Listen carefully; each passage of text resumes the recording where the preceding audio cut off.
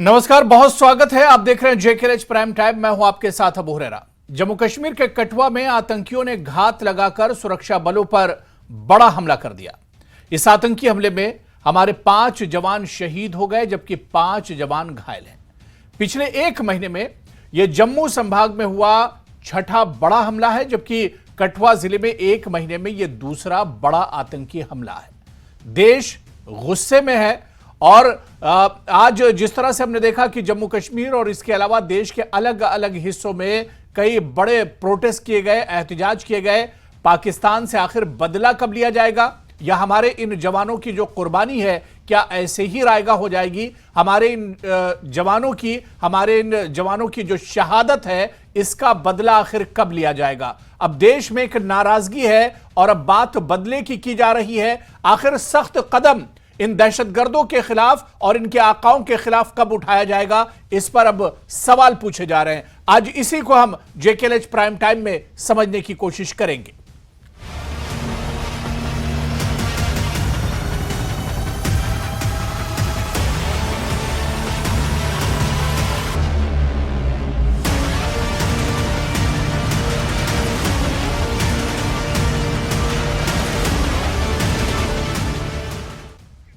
और बहुत खास मेहमान चर्चा करने के लिए मेरे साथ जुड़े हुए हैं। बहुत जल्दी अपने मेहमानों का आपसे इंट्रोडक्शन करा देता हूं। मेरे साथ डिफेंस एक्सपर्ट जाना माना चेहरा पीके सहगल साहब इस चर्चा में हमारे साथ जुड़े हुए हैं। बहुत स्वागत है पीके सहगल जी आपका।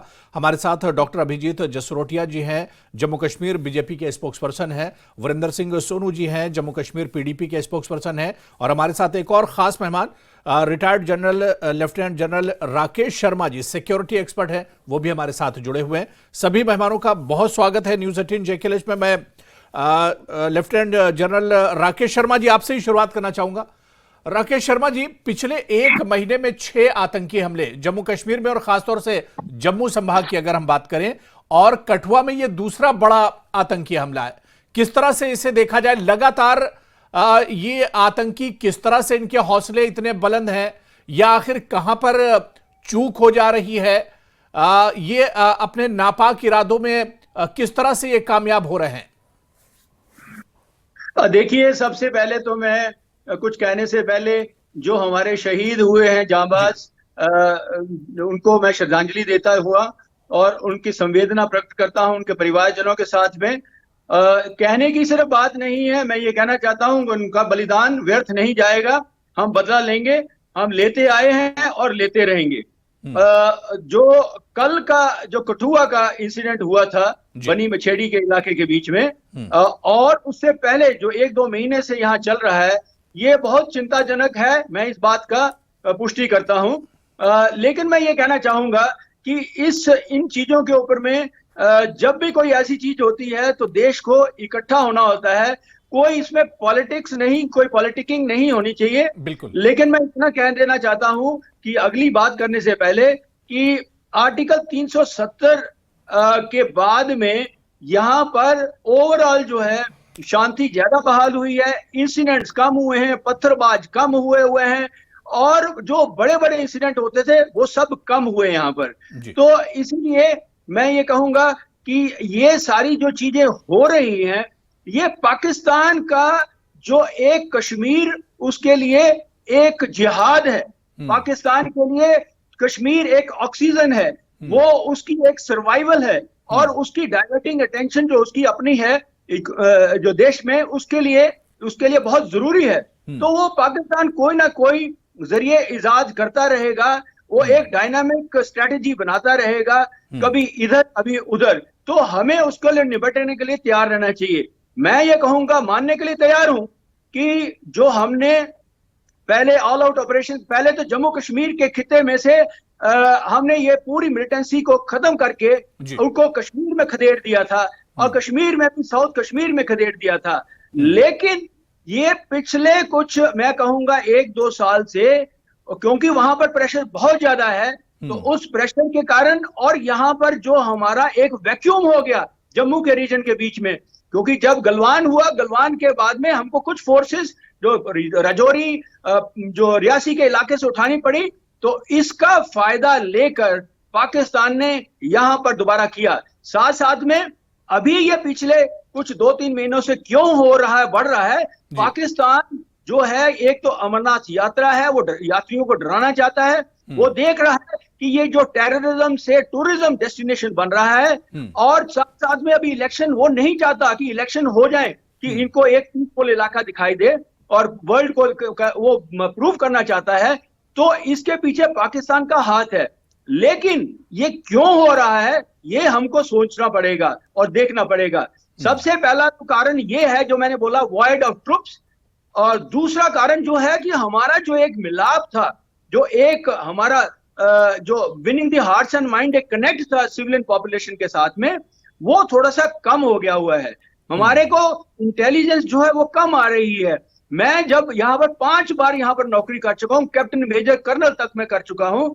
और पहले क्या होता था, मैं 2000 के वक्त की बात बता रहा हूँ, कि हमको पहले खबर मिल जाती थी कि वहां से कोई लोग घुसे हैं या ये कुछ होने वाला है। आज वो हिसाब आ गया है, वो नहीं। तो हमको नहीं मिल पा रहे हैं जी। दिल जीतना है, ह्यूमन इंटेलिजेंस को मजबूत करना है।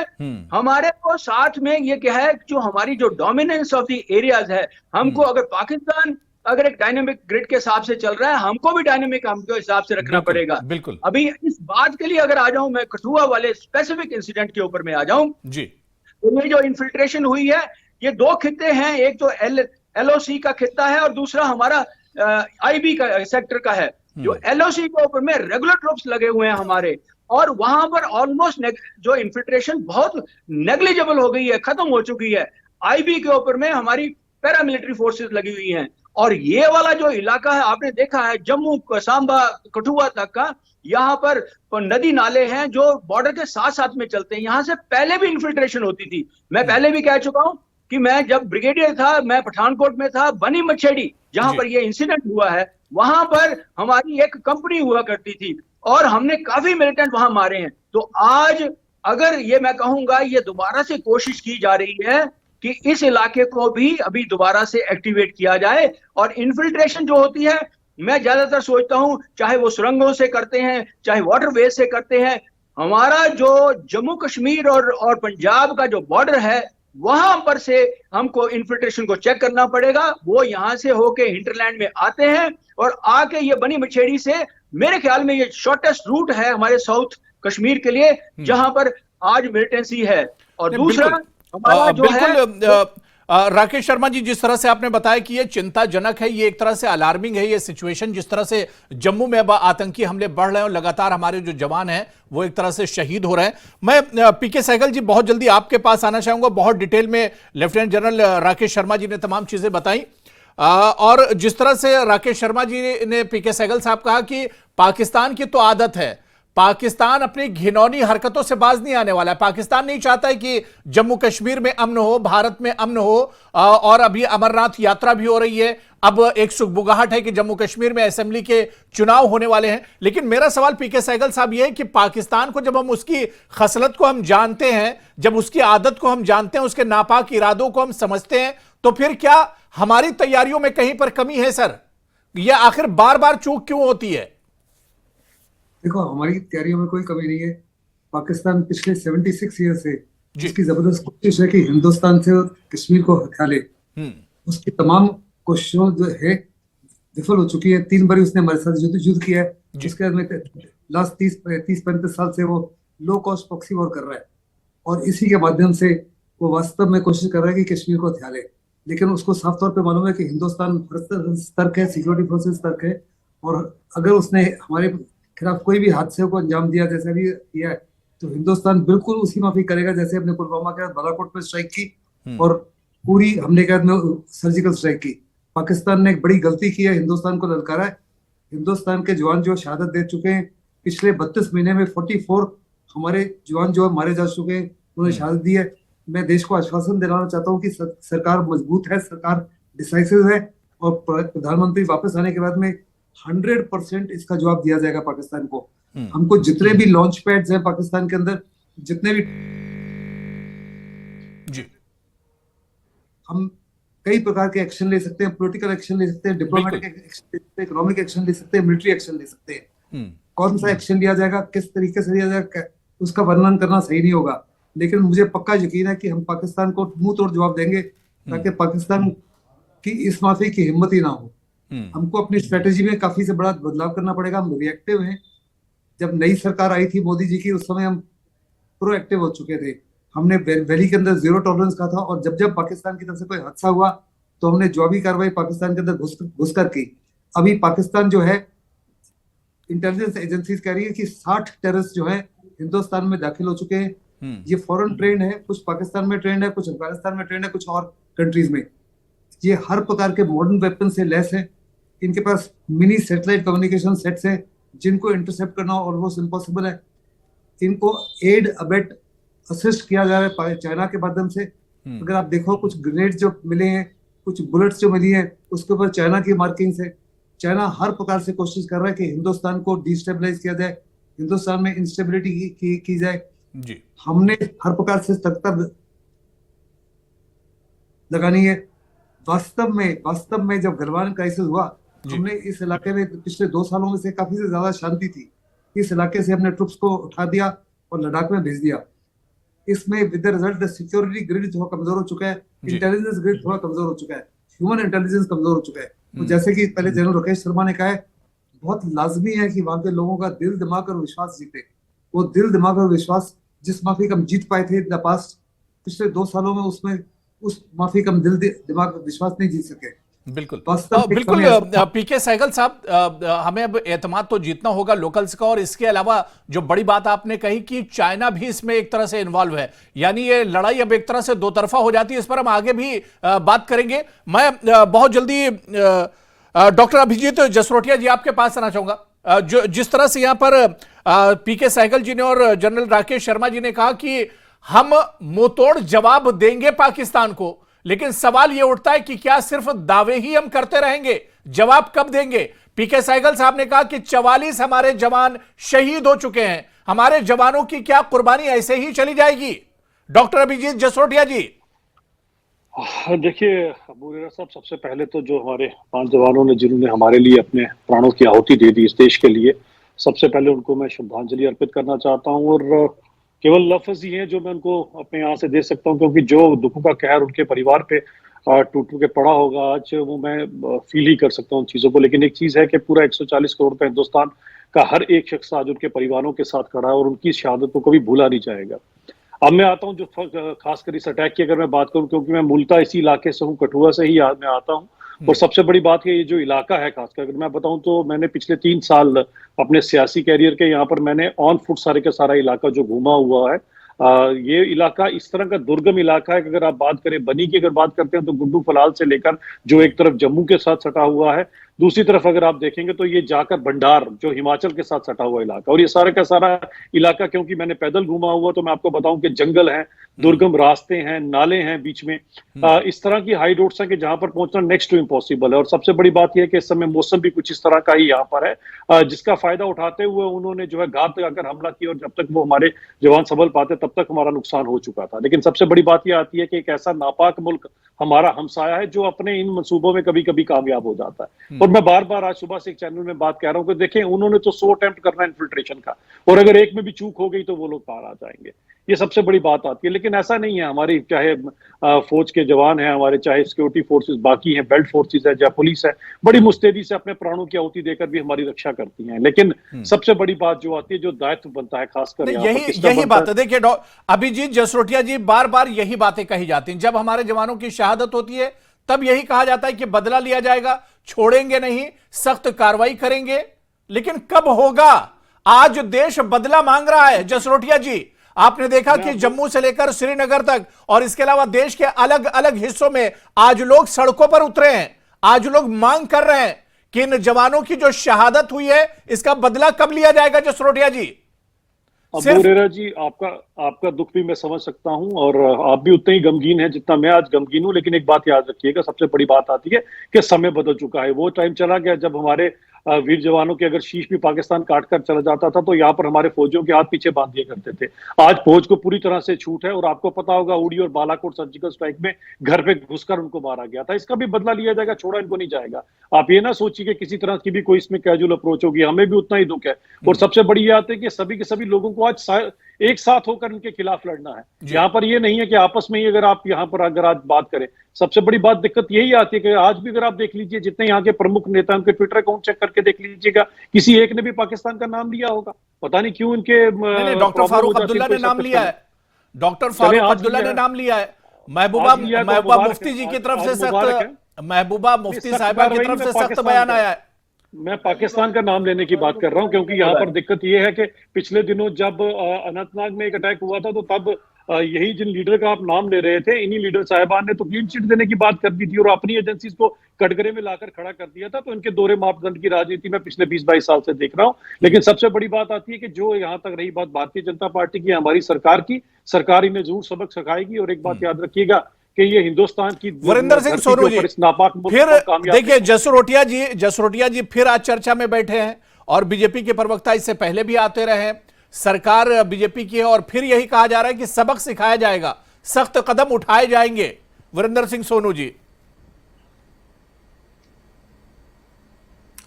देखिए अबू हुरैरा साहब, सबसे पहले तो जो 5 जवान हमारे इस देश के लिए शहीद हो गए जिन्होंने वीर गति को प्राप्त किया, मैं उनकी शहादत को कोट एंड कोट प्रणाम करता हूं, नमन करता हूं।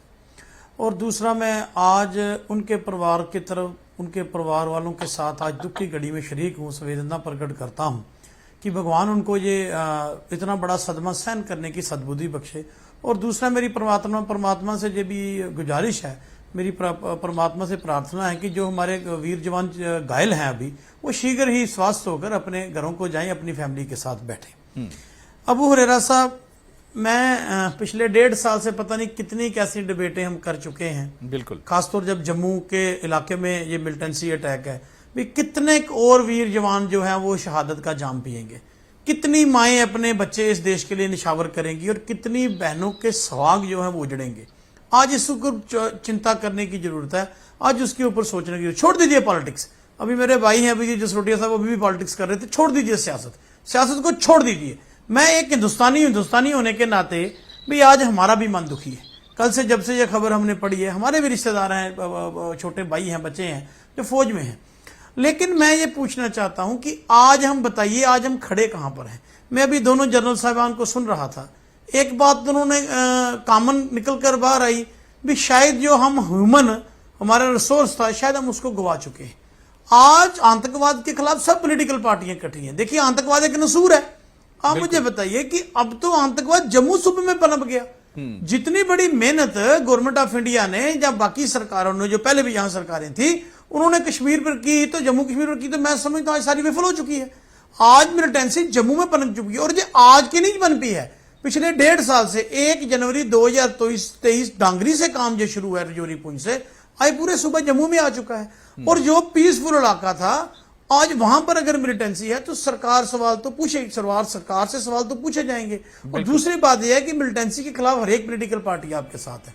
देश हमारा है, हम सब पहले भारतीय हैं, उसके बाद पॉलिटिकल पार्टियां आती हैं। देश अब सबके साथ है। और यहां तक मैं समझता हूं कि आज आप एक घिसा पुराना बयान देके कैसे सिलसिला चलेगा। देखिए, फौज पहले भी लड़ती थी, आज भी लड़ रही है, आगे भी लड़ेगी। अगर सर्जिकल स्ट्राइक की तो पहले भी फौज ने की थी, आज भी फौज करेगी, आगे भी फौज करेगी। ये मैं नहीं कह रहा, उस वक्त के आर्मी चीफ साहब ने, जो आर्मी चीफ थे, उन्होंने कहा था हम पहले भी सर्जिकल स्ट्राइक करते थे, आज भी कहते जरूरत पड़ेगी, फौज अपने हिसाब से काम करती है। लेकिन मैं ये कहना चाहता हूं कि जो बात जनरल साहबान ने दोनों ने कही, भी ये चीजें तो सरकार ने तय करनी है ना। मैं ये कहना चाहता हूं भी, मैं गवर्नमेंट ऑफ इंडिया से और भारतीय जनता पार्टी से खास तौर से कहना चाहता हूं भाई, आइए रल मिलकर इस मसले पे बात करें। कहां चूक रह गई है? क्या हम जो लोकल सपोर्ट थी गवर्नमेंट ऑफ इंडिया के साथ जो लोगों की, उसमें कहीं चूक है? क्या हमारी किसी पॉलिसी को ठीक करने की जरूरत है? आज इस बात को आपको समझना पड़ेगा। इस पर जवाब चाहिए, कमी कहां पर है? और दूसरी, हाँ, मैं बताता हूँ कमी कहां पर है। कमी यहाँ पर इस तरह की है कि आप समझिए, जो मैंने पहले भी इशारा किया था जिसको, कमी यहाँ पर इस तरह की है कि जब हमारी सिक्योरिटी फोर्सेस अभी देख लीजिए आप, अभी भी ये मिलिटेंट बोल रहे हैं कौन सी जिहाद की लड़ाई इन्होंने शुरू करवाई है, वो इन्हीं को पता होगा। पाकिस्तान के भाड़े के टट्टू हैं, टेररिस्ट हैं, जब मिलते हैं आप इसी में रहना, मिलिटेंट और टेररिस्ट में आप जवाब दो, जो आज जनता का विषय है। मिलिटेंटों में आप मुझे बताओ ना, करना क्या चाहते हो? मिलिटेंट और टेररिस्ट में रहना भाई, आप लोगों की वजह से जम्मू में मिलिटेंसी बन गई है। आप लोगों को जवाब देना है, जवाब दो देश को। जवाब दे रहा हूं। आप सियासत करते हो आज के दिन पे भी, शर्म आनी चाहिए आपको। आपको कैसे शर्म आनी सियासत करना चाहिए, चाहते हो? शर्म उनके लीडर जी, को जी, आनी बताइए, चाहिए बताइए, जो आज बताइए। भी पाकिस्तान का राग लाते हैं। शर्म उनको आपको आनी चाहिए। सबसे पहले आज भी शर्म आपने उनको आनी सियासत की चाहिए है। जो आज हमारे भी आप छोटी ट्विटरों छोटी पर जब बैठे किसी हो। को आज वो जो की देश घाट आपसे उतारते सवाल हैं पूछ रहा है, उसके उस पर बाद सियासत जाके कर आप रहे हो। टेररिस्टों के घर शर्म में आनी पहले चाहिए पहुंचते आपको। हो, अपने आप शहीदों के घर में नहीं लोगों पहुंचते हो। की वजह शर्म से आपको आनी आज चाहिए, जम्मू में शर्म मिलिटेंसी उनको है। आनी बताइए, चाहिए सरकार जो से अबू सवाल नहीं दुर्दाना पूछा जैसे जाएगा? टेररिस्टों जो के जनरल बराती साहब बने कह रहे हुए हैं थे, उसको जवाब जो दो। अबू जो दुर्दाना के जनरल साहब टेररिस्टों ने के अभी बराती कहा, थी, शर्म उस उनको पर आनी बात चाहिए करो सबसे आप। पहले। आपके शर्म दफ्तर उनको में आनी तालिब चाहिए जो हुसैन चुनाव मिनट पकड़ा जीतने गया। के लिए जो टेररिस्टों का जनरल साहब दामन ने थामते अभी हैं, कहा, उनको शर्म आनी चाहिए। आपको। जो आज भी टेररिस्टों आप का चुनावी दामन भाषण थामते कि पढ़ हमें रहे हैं चुनाव यहाँ जिताएं, चैनल पर बैठ के। उनको शर्म आनी माओ चाहिए। ने जो अपने टेररिस्टों बच्चे को खो दिए पालते हैं, देश के जो लिए। टेररिस्टों आप के यहाँ सियासत टेररिस्टों करने के के लिए यहाँ आए पर हो। खैर खुआएं, बहनों उनको के शर्म आनी सवाल चाहिए। उनके अबू आप दुर्दाना सियासत कर कौन रहे हो था? यहाँ पर बैठ अबू के। आज दुर्दाना आप मुझे बताइए, बताएं जरा। शर्म आपको आनी अबू चाहिए। दुर्दाना के आपकी सियासत किसने शुरू उसकी हो बारात रही है। थी? आप किसने अभी अबू वोटें दुर्दाना मांगने की का काम शादी, कर रहे हो। अबू दुर्दाना आपको की शर्म शादी आनी जबरन चाहिए। पुलवामा की देश बच्ची के किसने जवान करवाई शहीद थी? हो रहे हैं। आप ही के नेता ने कराई थी। भूल गए उस नेता को जो अबू दुर्दाना टेररिस्ट की शादी करवा रहा था पुलवामा की बच्ची के साथ? उसको भूल गए आप भूल गए उसको? जिसके अंदर गए थे आप, उसकी बारात के अंदर गए थे सारे के सारे, जाकर 24 घंटे जाकर आप पाकिस्तान चलिए ठीक है, देखिए ये मुद्दा सियासत का नहीं है, मुद्दा बिल्कुल सियासत का नहीं है। दहशतगर्दी के खिलाफ हम सबको मिलकर खड़ा होना होगा। बिल्कुल जसरोटिया जी, वीरेंद्र सिंह सोनू जी, नहीं देखिए ये मुद्दा दरअसल सियासत का ही नहीं है। इस पर पहले बहुत सियासत हो चुकी है। अब मिलकर सोचना होगा कि हम किस तरह से मिलकर आतंकवाद का खात्मा करें। अब ये एक नासूर बनता जा रहा है। ठीक है, मैं जसरोटिया जी, मैंने समय दे दिया। वीरेंद्र जी, मैंने समय दे दिया। ठीक है, मैंने दोनों लोगों को समय दे दिया। ठीक है, मैं राकेश शर्मा जी, लेफ्टिनेंट जनरल राकेश शर्मा जी, आपके पास आना चाहूंगा। राकेश शर्मा जी, आज जिस तरह से हम देख रहे हैं कि इस तरह के जब भी मामले होते हैं तो इस पर सियासत होती है, लेकिन सियासत से ऊपर उठकर सोचने की जरूरत है। और आज देश को और हमारी सरकार को यह सोचना होगा, जिस तरह से पीके सहगल साहब ने कहा कि इस आतंकी हमले में जो हथियार इस्तेमाल हुए वो चाइना के हैं, यानी दुश्मन एक नहीं दुश्मन दो है और दो तरफा मुकाबले की जरूरत है। राकेश शर्मा जी। हाँ, देखिए, जो J&K है एक बहुत ही स्ट्रेटेजिकली लोकेटेड स्टेट है जी, जिसको 3 प्रकार के खतरे हैं, पाकिस्तान, चाइना और इंटरनल सिक्योरिटी सिचुएशन। तो ये एक बहुत ही स्पेशल डिस्पेंसेशन है जिसमें कि एक बहुत डेलिकेट सिचुएशन है। हमको जो स्ट्रेटजी बनानी चाहिए वो एक ऐसी कॉम्प्रिहेंसिव स्ट्रेटजी बनानी चाहिए, जैसे कि जनरल सहगल ने भी बोला है कि ये पॉलिटिको डिप्लोमेटिक मिलिट्री स्ट्रेटजी होनी चाहिए, सिर्फ मिलिट्री से नहीं होगा। और किसी ने शायद ये भी सवाल पूछा कि हम कर क्या रहे हैं, हम जवाब क्यों नहीं दे रहे। मेरे ख्याल में कई चीजें डिस्क्लोज करने की जरूरत नहीं है। अगर आप देखिए पाकिस्तान में क्या हो रहा है, अगर पठानकोट का जो मास्टरमाइंड था उसको कोई लाहौर के पास में गोली मार दी जा रही है, या जो पहले वाले दूसरे थे उनको आस्ता आस्ता मारा जा रहा है, तो क्या गवर्नमेंट सोच रही नहीं है? हम नहीं कह रहे हैं कि हम मरवा रहे हैं, लेकिन वो पाकिस्तान कह रहा है कि हम मरवा रहे हैं, तो कुछ ना कुछ तो हो रहा है। और दूसरी बात रही, जो सवाल किया गया था कि हम इसका क्या रिस्पांस है हमारा। अरे रिस्पांस जो होता है वो एकदम स्पॉन्टेनियस नहीं होता, ये सारा प्लान करके किया जाता है और प्लानिंग के लिए टाइम लगता है, उसका रिस्पांस दिया जाए। आपने देखा कि हमने उरी का भी जवाब दिया, हमने पुलवामा का भी जवाब दिया, इसका भी जवाब दिया जाएगा। मेरे पास एक स्ट्रेटेजी है, मैं जिनको आपको छोटी सी बोलना चाहता हूँ। सबसे पहला जो स्ट्रेटेजी का है कि ये हम आज एक रिएक्टिव मोड के ऊपर में है। पाकिस्तान चलाता है, हम रिएक्ट करते हैं, हमें प्रोएक्टिव स्ट्रेटेजी पे आना पड़ेगा। वो स्ट्रेटेजी क्या है? वो पहला ये है, don't let them infiltrate. Pakistan के लोगों को इन्फिल्ट्रेट करने ही नहीं देना है। वो कब होगा? वो तब हो सकता है कि hit them at the launch pads. और आप देखिए कि ये हमें करना जरूरी है। जरूरी नहीं है हर बार की जाके लड़ाई लड़नी है या कुछ करनी है। हमारे पास ड्रोन्स हैं, जब हमारे पास में एडिक्वेट इंटेलिजेंस आ जाएगी, प्रूफ आ जाएगा, एविडेंस आ जाएगा, हमारे ड्रोन जाके उनके लॉन्च पैड, उससे पहले कि वो इन्फिल्ट्रेट करें, हमको हिट करना चाहिए, डरना नहीं चाहिए कुछ भी। और इसके लिए हमने अगर पहले बड़े बड़े लिए हैं। बहुत अच्छी बात राकेश शर्मा जी बड़ी अच्छी बात कही। मैं पीके सहगल साहब इसी बात को आगे बढ़ाऊंगा कि दुश्मन हमारे बारे में सोचे उससे पहले ही हमको दुश्मन पर अटैक कर देना है, उनके लॉन्च पैड को खत्म कर देना है, उनकी जो मंसूबाबंदी, उनकी जो पॉलिसी है, उनसे पहले, इससे पहले कि दुश्मन कदम उठाए, हमें कदम उठाने की अब जरूरत है।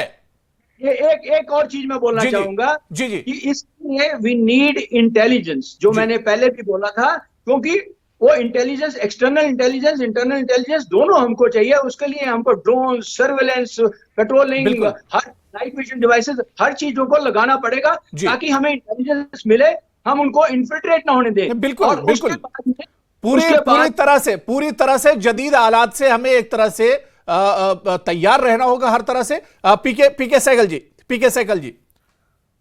देखो, आज के माहौल में हिंदुस्तान के पास हर प्रकार के हथियार है जिसके माध्यम से हम बिना बॉर्डर क्रॉस किए, बिना एयरफोर्स को भेजे, बिना आर्मी को भेजे, हम उनके तमाम लॉन्च पैड्स और टेररिस्ट ट्रेनिंग कैंप्स को बर्बाद कर सकते हैं। बिल्कुल। This is a political decision. I am very certain वो डिसीजन ली जाएगी और इसके ऊपर ज्यादा वर्णन नहीं किया जाएगा कि क्या टेक्टिक्स इस्तेमाल किया जाएगा, क्या एयरफोर्स को इस्तेमाल किया जाएगा, क्या मिसाइल्स को इस्तेमाल किया जाएगा, क्या हम पाकिस्तानियों को इस्तेमाल कर सकते हैं। पाकिस्तान के अंदर जो 4 प्रोविंसेस हैं, सारी की सारी प्रोविंसेस पंजाब के खिलाफ है। वो सारे के सारे कह रहे हैं आपके इतने बड़े पैमाने पर फॉरेन एक्सचेंज रिजर्व्स है, कुछ पैसा हमको दीजिए, हम आपके बिहाफ पे डर्टी काम कर देंगे। ये जो पाकिस्तान के अंदर 23 टेररिस्ट मारे जा चुके हैं, उनके आकाश मारे जा चुके हैं जी, ये पाकिस्तान खुद ही कर रहा है, हिंदुस्तानी इसमें इन्वॉल्व नहीं है। लेकिन हो सकता है कि हमारे इशारे के ऊपर, हमारे पैसे के माध्यम से ये चीजें हो रही है, लेकिन हिंदुस्तान खुद इस माफी कोई कार्रवाई नहीं कर रहा। लेकिन इस माफी की पॉसिबिलिटी है। That's why I said there is strategy जो है, military strategy, political, diplomatic and economic strategy को हमको सबको मिला के काम करना पड़ेगा। साथ में हमको ये भी याद रखना है कि आज पीओके के अंदर बहुत बड़े पैमाने पर लोग जो है पाकिस्तान के खिलाफ हो चुके हैं, चाइना के सीपेक के खिलाफ हो चुके हैं। आए दिन वहां पे गड़बड़ी हो रही है, आए दिन वो कह रहे हैं हम हिंदुस्तान के साथ मिलना चाहते हैं। और हिंदुस्तान ने साफ तौर पे, डिफेंस मिनिस्टर ने, हमारे होम मिनिस्टर ने कहा कि अगले 5 से 10 साल में पीओके हिंदुस्तान का हिस्सा होगा। हमको नहीं भूलना चाहिए कि चाइना ने $65 बिलियन खर्च किए सीपेक वहां से आता है।